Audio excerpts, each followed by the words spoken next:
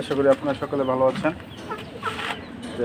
আজকে একটা আনন্দের বিষয় দেখাচ্ছি।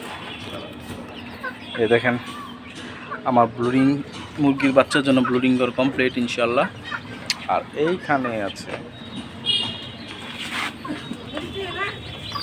টেনটেনা নতুন বাচ্চা ফুটছে ইনকিউবেটরে। এগুলো এখন ব্লুডিং ঘরে দিয়ে দিব। তাদের জন্য যে পানির ব্যবস্থা করা হয়েছে প্রাকৃতিকভাবে, যে লাইসোপিটটা আমার কাছে নাই, লাইসোপিটটা ইউজ করি নাই, তো আমি ইউজ করছি লেবুর রস আর হালকা চিনি।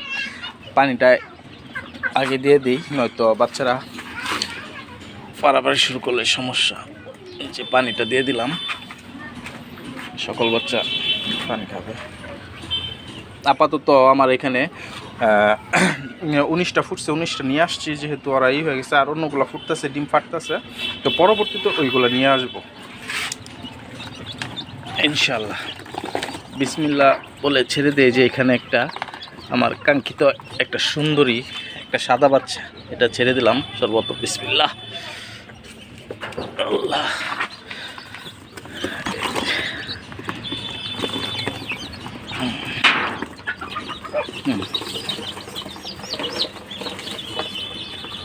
যা যা যা,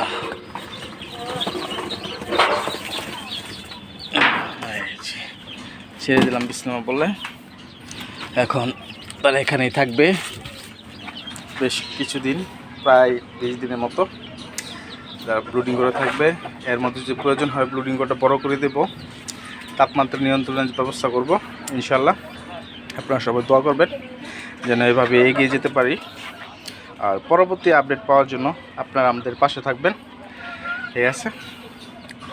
আর আমাদের আরেকটা কথা বলতে ভুলে গেছি, আমাদের এই ব্লুডিংটা দ্বিতীয় নাম্বার ব্লুডিং। তো এর আগে ব্লুডিং করছি, এর আগে বাচ্চা ফুটাইছি মেশিনে, তো এটা দ্বিতীয় নাম্বার।